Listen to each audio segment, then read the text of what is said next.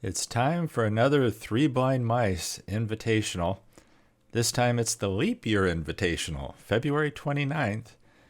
And the car they selected is the Anglia Panel van. Lee, George, and Paul are kind enough to invite all of us to participate in the fun. So I was lucky enough to have this one that has real riders on it already. So I didn't have to worry about the wheels. I knew I was going to keep those. But I wasn't quite sure what I was going to do. When I first looked at this, for some reason it reminds me of the ambulances on the old TV show MASH.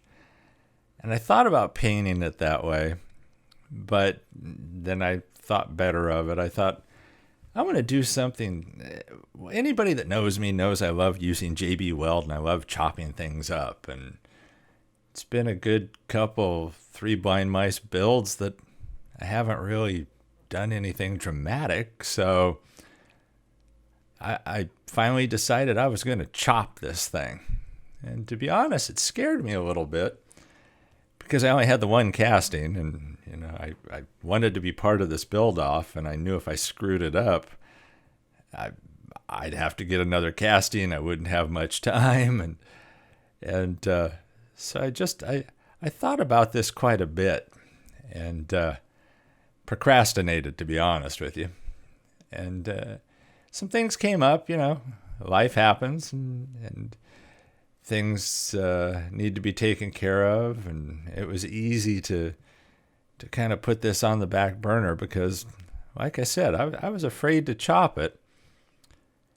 And then one day I finally, got up the nerve and took it apart, as you can see here. And, there's not a lot of pieces to it. And even though there aren't a lot, I was having a heck of a time getting them apart. Not sure why I had so many problems. But I kind of bumble and fumble around a little bit. So there's that glass in that center section. There's also, it's the engine and the interior. And like I said, this fortunately had the real riders on it, so I kind of had it made. So I decided I was going to cut a 1/4-inch section out of this. And I was going to do it on the door seam line and then cut a 1/4-inch back from that. And you figure a 1/4-inch at 1/64 scale, if I'm doing my math right, is 16 inches if it was a full-size car, which is a pretty good chunk to take out of it. So as you can see there, it worked out really well. The 1/4-inch or so was right in front of the wheel fenders, and the other side of it is right at the door seam line. And that's Tamiya, as I recall, that's Tamiya tape that I was using just to kind of mask the area so I'd have a straight line to follow as I was doing the cutting. So I'm not sure why I was so afraid to cut this up. I mean, the pieces, it's a pretty straight body line on this. So cutting that 1/4-inch section out, as you can see it there, the pieces remaining still fit together really well. There's not a lot of taper to that body. It's like cutting the middle out of a toaster and just shortening it up a little bit. So while it wasn't too dramatic of a change, I like this little short thing. So as you can tell, I use JB Weld to tack it together. And what I do is I'll take a toothpick and I'll very lightly just tack it with the JB Weld so that if I screw it up somehow I can still pop it apart and realign it. Now stupidly I forgot to drill it out and tap it until after I cut it and after I had tacked it together. Fortunately this went okay, drilling it out and tapping it was fine. I didn't somehow break it apart in the process. But after just using the JB Weld to tack it, and that's why I usually do things with JB Weld, is I'll do it very lightly, just along the seam line at first, just to make sure that everything lines up the way I want it to.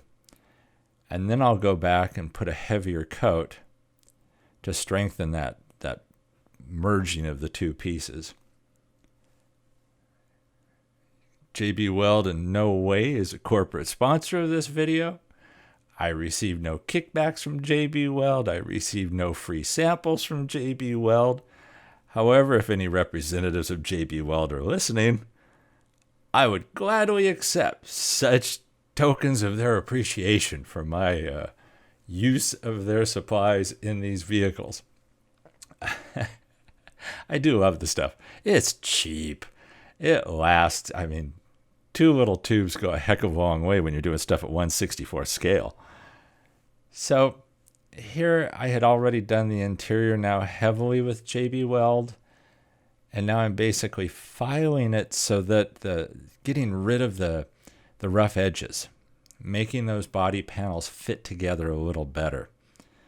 Because even though they did match up really well, there was a difference. They weren't smooth. So I just filed the heck out of this thing, even around the doors. But it was a big advantage using the door seam as one of the cut lines because I wanted to keep the door seam. It made it easier making it match. It was an ideal place to cut it. The only place I needed to smooth it out a little bit because it was a little more flared out in the back, a little wider in the back. This is sped up. I do not file that quickly. But the part that really needed to be made smooth was the roof. That's where it would have been the most obvious if it wasn't smooth, where the door seam lines let you cheat a little bit. Now, I do take advantage of using Bondo. What I've been learning is to use the JB Weld, not as much JB Weld on the outside of the body, to be honest with you. I was sloppier with it originally, and I was concerned about the strength of it holding it together. And what I'm doing now is I'm basically putting all of the strength on the inside of the body. And then on the outside, I'll smooth it as much as I can, and I'll fill it as much as I can, but I'll use Bondo to smooth out any differences. Now, this worked out really well on the bottom, too, because of the shape of the bottom. I basically lined up where I wanted the chassis to be, and I knew I needed to cut out about a 1/16 of an inch, or a 1/4 of an inch, excuse me. And it just turns out that part of that body, it narrows towards the back end, right where I needed to cut it. So I couldn't have asked for this to go better as far as the chopping and putting it together. The gremlins do come out to bite me later, but as far as the body cuts, the things that scared me the most turned out to be the best. And so there I am with the tape again, using that. And it works out great when you have something like that you can use so that you match the cut lines on the base with the cut lines on the body. So the jeweler saw and JB Weld, they can be your best friend. So I get it cut up. And stupidly, I left the real riders on it as I was doing this. Not that I wanted to take the axles out, but somewhere along the way here, you're going to see that I get smart. I think it was when I started to do the JB Weld on the chassis. I thought, well, why am I leaving the rubber on the back? Why am I leaving the rubber tires on? So I got smart. I pulled the rubber tires off, left the wheels on, left the axles on. I did not really do anything to the base other than this chop and then JB welding it together.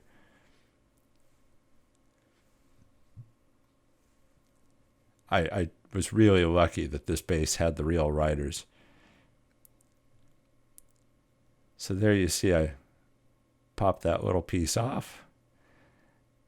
They're the tires. I've taken them off at that point. Finally got smart. And now you can see I had screwed, the 2 posts worked out really well, the placement of the posts. So the front half I have screwed in. Actually, that front half screwed into the body that's been merged together. And now I screw in the back half. And so I used that mounting of it to the posts before I JB weld it.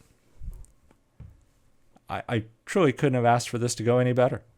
The 2 pieces there, I screw them in. That's how I want it to look. I have a very slight gap that I'm going to fill with JB Weld. again using toothpicks. I should also get a kickback from the toothpick people. There's got to be 30 or 40 cents coming my way. But using the toothpicks makes it really easy to put very small amounts exactly where you want it. And again, I'm just tacking it at first.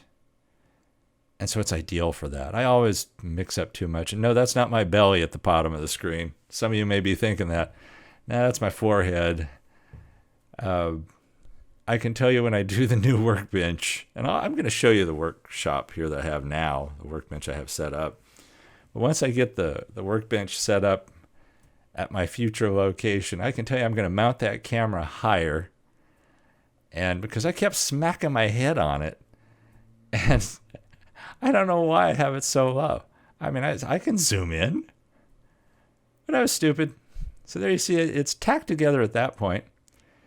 Naturally, it's rolling well because I didn't really do anything to it. I took a 1/4 inch out of it. So now I put a heavier coat of JB Weld on the inside of the chassis. Isn't that nice? Notice I put that tube face up. It's almost like I'm advertising for them. So I don't know if you guys have X-Acto saws. I always had these X-Acto saws when I was a kid. And for things like the plastic interior, which naturally I needed to take a chunk out of, taking chunks out of everything else, had to take it out of the inside. They worked fantastically for this stuff. I mean, it takes it off clean, easy. It cuts quickly. There you see I have it shortened. And I am going to detail that. But you can see the saw there at the right. They're really handy to have. They aren't that expensive. Hit it with the Fine Surface Primer by Tamiya, just gray. Basically left a lot of it gray. And then I busted out the Citadel paints. Those are the ones I used on this particular build for the engine detailing, the seats. And I know this is more detail than you've probably ever seen from me on an engine.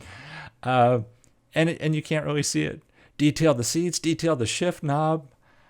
I must have lost my mind. And they're all going to be hidden pretty much. But it felt good doing it. I see the other guys doing it, and it's like, hell, I can do that too.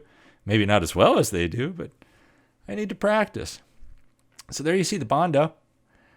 So I'm finally getting back to the body. I really like letting the JB Weld set up good after I put the heavy coat on the inside.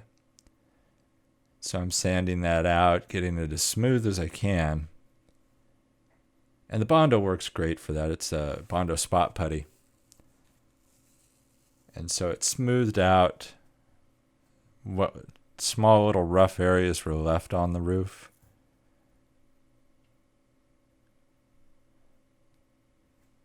And I apologize for not flipping this part of the video over. I have to flip the sections of the video over. So that my hands are like on the right side of the screen. This chunk I forgot to when I was doing it, and I guess I'm too lazy to do it now. So deal with it. It was still, you're looking at the car anyway. So here was my big mistake. I went with the Duplicolor metal cast paints. I love these, but when I've used them in the past, it was hot. It was summertime. I ended up doing the base coat twice. The first time I put it on, it went on like water. It just built up. And then when I went to paint the body, I ended up having pooling in the paint. And you can see some of it there, and you will see it later. I ended up deciding I was going to just stick with this. So now I wanted to take you out and show you my paint booth. I rattle can everything out here, and it's basically on this little deck. It's outside, and my paint booth has the best view I could ever ask for from a paint booth, but it's also cold and it's windy, and the gremlins came back to bite me in the butt, and I decided on this build I'm going to live with it. After this video comes out, I may end up sanding it down. because it's JB welded together and bondoed, I can't really just throw it in the stripper. And so there's the workbench. That's my setup right now, and it's been working out pretty well. But I did have to cut the glass too, so I cut a big chunk off of that and dipped that in the gauzy. Not the first time you see me do this, definitely not the last time you're going to see me do this. So I just dry that a little bit. Then that's one of those crayon boxes. You get those all over the place. I've got them at the Walmart grocery store. I've picked them up at Michael's. So there's that little piece of glass. There's my forehead again there at the bottom. I don't know what was going on with me. Now there's this stuff. You've seen me use it before. I did a video called Making Glass, and I'm going to put a link to it at the end of this video. I'm also going to put a link to the Three Blind Mice page to their channel.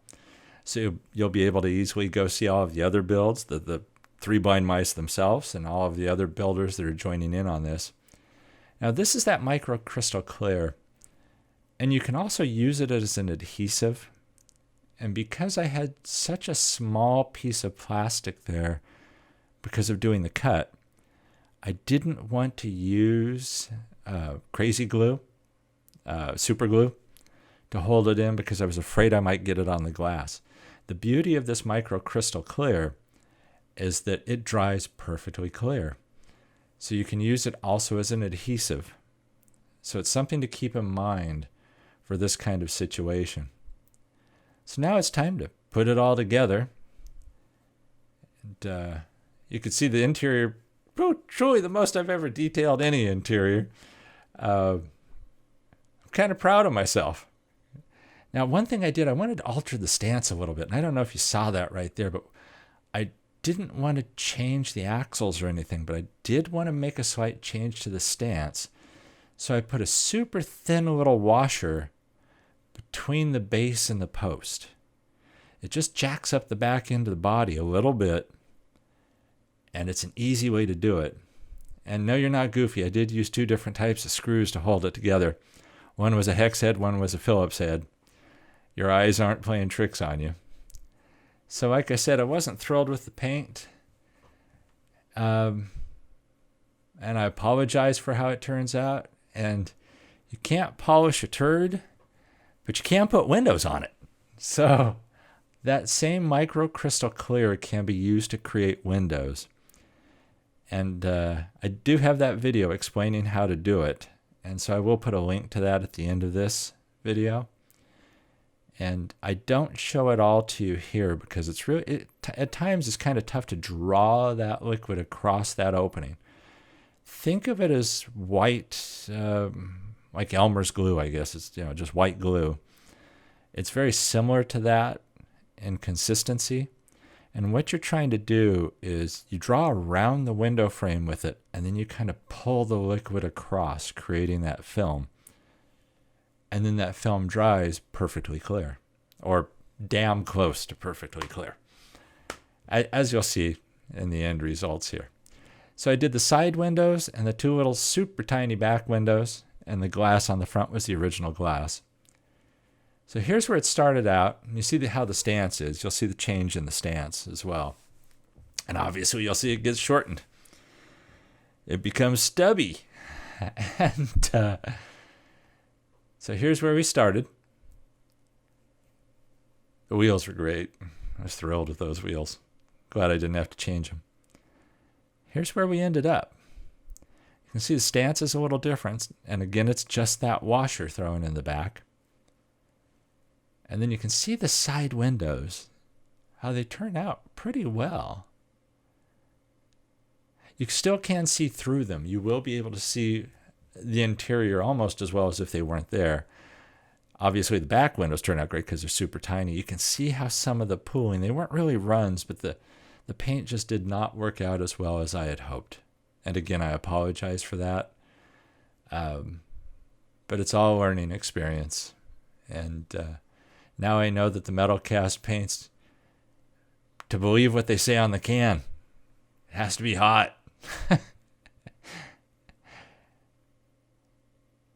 it is a cute little thing.